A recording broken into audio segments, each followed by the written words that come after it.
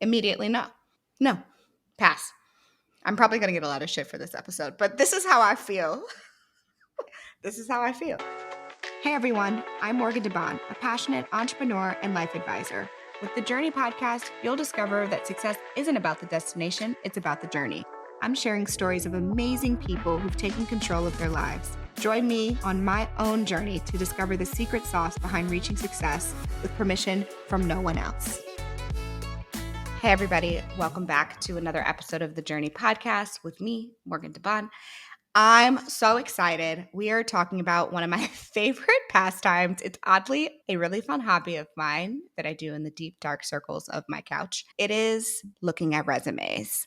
I want to talk about some of the icks that I see of people applying for jobs, everyone from like senior executives, C-level executives, all the way down to entry-level college students, and how you should approach trying to find a job in this job market, resumes, do's and don'ts. I look through thousands of resumes a week because people love blavity and I love them back, but also because all of these tools like Indeed and LinkedIn make it so easy for you to apply that literally everyone under the sun applies for everything. So I get a really good, I think, smattering of the American population in our applicant tracking systems, also known as an ATS, every single day. Let's get into it. Ick 1, when someone links in you and DMs you and says, hey, I sent in my resume. And I'm like, I know, I saw it. And I know you already got a decline because it was automatically sent to you. It's an interesting thing that people do when they get declined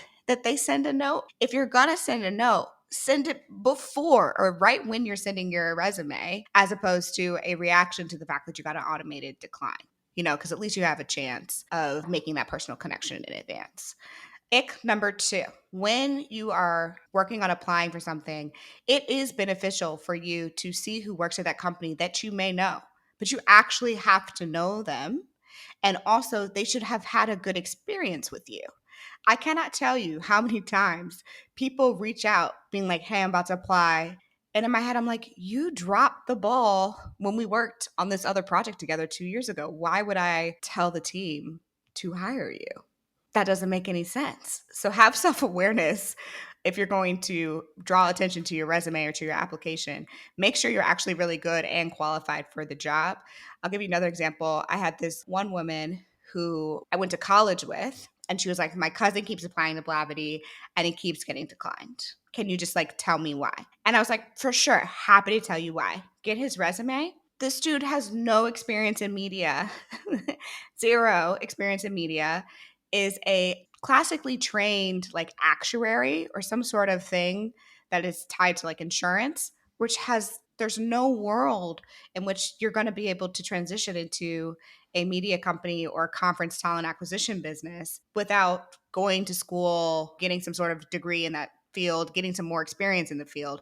So why would you have your cousin reach out to the CEO and be like, hey, like, why is my actuarial cousin not getting a job as a social media manager? And it's like, what?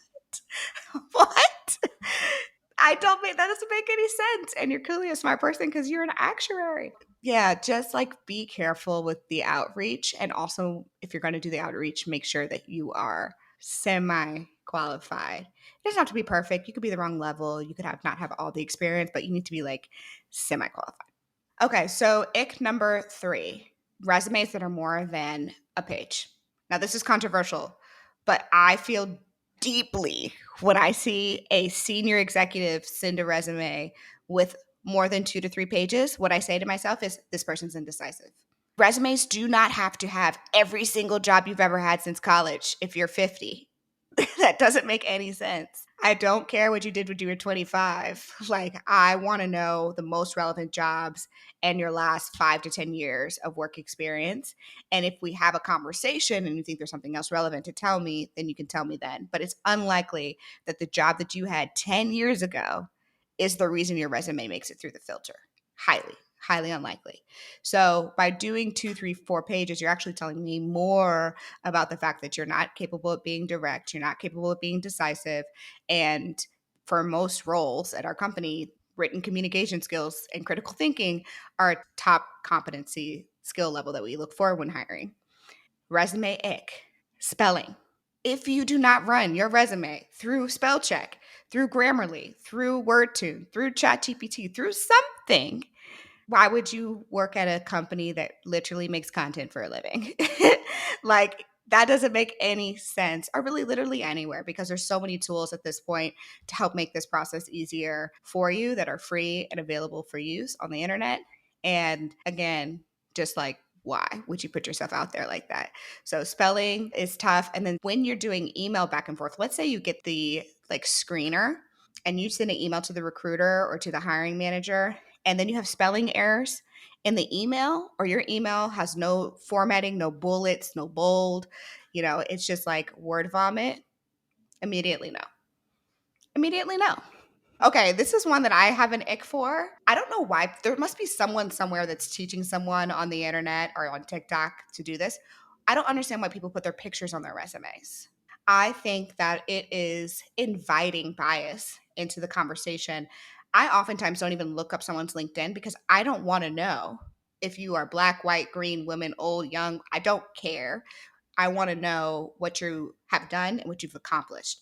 So I think that putting your picture in a little circle in the top left or top right corner, just why? Why do you think that makes you have a competitive advantage? I think it's only going to give you a disadvantage because then you're inviting judgment on something that should not actually impact the quality of your work. Like maybe if you're a model, but other than jobs which looking pretty or looking a type of way is a part of what drives revenue, it doesn't matter what you look like. And we're a remote company too. So I'm like, I don't know what most people look like because it doesn't matter.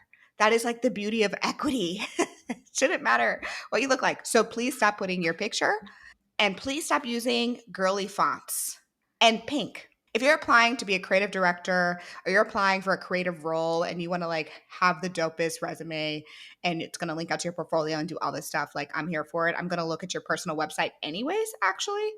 But creative people aside, if you're applying for a director level position, a people management position, and a position in which you're responsible for other people's incomes and careers, please do not use cursive on your resume. You guys are laughing right now, but I would say 10% of the resumes that I get have pink or cursive in them. And I just don't know why. Immediately no. No. Pass. I'm probably going to get a lot of shit for this episode, but this is how I feel. This is how I feel. Okay, so another thing that comes up often, and this is a generational thing, is job jumpers. People who only stay at some place for 6 months to a year. Anything over a year, I'm kind of cool with because by then you, like, if something's not right for you, you should move on. But if you do that 3 or 4 times in a row, I either think to myself, man, something's not working where you're not able to be resilient in this workplace, or you're picking bad companies to work with. Kudos to you for leaving, but you have bad judgment up front. Now, COVID kind of threw this off a little bit because there's been a lot of layoffs. So if they work at certain companies, like if they work in the tech industry and they're a recruiter and they've job hopped a bit, then I'm kind of like, okay, I get it. It's probably just layoffs and, just bad timing. But other than certain industries and certain roles, for the most part, I would expect people to be somewhere for at least a year and a half to not be alarmed. My best tip for you, if you've only been someplace for 6 months, just don't put it on your resume. Like, just don't even put it on your resume. It's why, you know? If you didn't do anything meaningful there, you don't have any results that are significant. I mean, you can't possibly think that you've done something that significant in 6 months when you take 2 to 3 months to onboard and you're already on your way out. Month 4 or 5, you're like, I'm out of here. You only contributed significantly for a very short period of time. Just don't even put it on your resume. There's no rule that everything you've ever done has to be there. I don't know, again, like who is teaching people how to do resumes these days?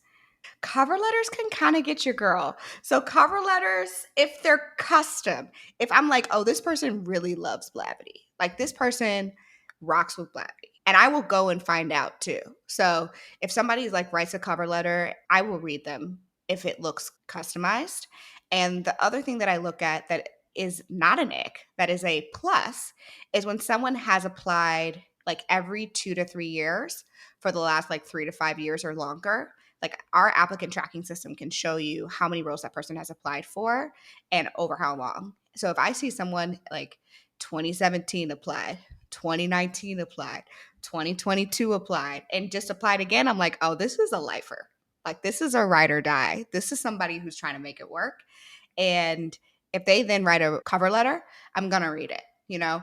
And I think that cover letters can be hit or miss, but again, use AI, use ChatGPT, use these tools for the companies that are really a part of your like, this is my top 10 company. Go that extra mile because you never know who actually is going to read it. But don't write it and say something like, I'm just really looking to like learn from being at this company. Like one day I want to be an entrepreneur and like it would just be so great. Excuse me, what? This is not college. We are a for-profit company. We are trying to make money, change the advertising industry, help Black people get more revenue for their small business, help people get jobs. This is a serious business. This is not a nonprofit. This is not a training ground. Do not talk about what you want to learn that early on. Get the job first, right? And then talk about what your learning and development goals are. But when you put that up front, I'm like, oh man, talk about how you love solving problems. Talk about how you've worked for these other companies, but you don't feel like, attached to the mission and you want to work someplace mission based and use your skills for good.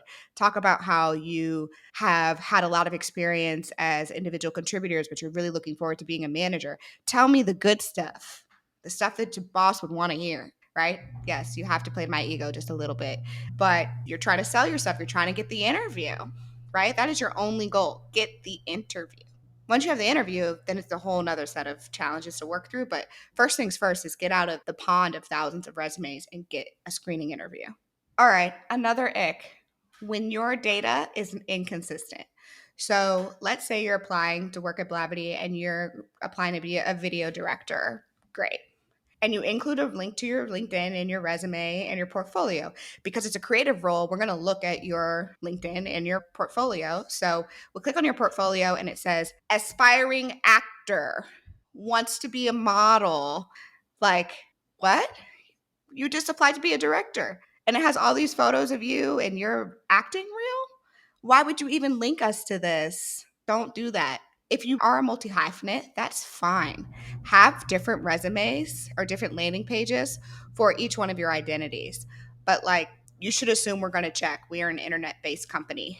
Another thing people do is say, video director, and they give their last few years experience. Then you go to their LinkedIn and they have different titles on their resume versus their LinkedIn. Now I have to question your integrity. Doesn't make sense. They can be slightly adjusted, but the leveling should be the same. Don't call yourself a director if you were a producer. Don't call yourself a producer if you were an intern. Like, it's important. Integrity is really, really important. And those are just things that are going to get you out of the pool. Another thing, when you go on someone's Instagram or their TikTok, because we will look at it, again, I only look at it when it's relevant to your job. So if you're a video director, I'm going to look at it because it's relevant to your job. What's your taste? What's your style? What's your vibe? While you're looking for a job, if you don't want people to see it, put it on private. Just put it on private temporarily. But if it's public, then it is public information. And that may or may not impact you. I've had it go really, really well where I'm like, oh my God, this person's so creative. Look at all these projects they've done. Look at the people that they follow. Look at like the work. It's so good. And then I've had other ones where I'm like, why are we watching cooking videos and you and your cat? What's going on here? The math ain't mathin'. So it just invites more judgment, more conversations. Just make it private. If your personal Instagrams or your TikToks or whatever are private information, private hobbies for your friends and family, make it private while you're looking for a job. If you're using your social media handles for showcasing your work and elevating and getting jobs, make it public, make it look good. Okay, so here's another one. So let's say you've gotten through the resume and you're scheduling the interview. So you're scheduling it with like a recruiter, you're scheduling it with a hiring manager or someone who's screening you. What they're screening for, you should actually just find out at the front of that interview. Like just ask them.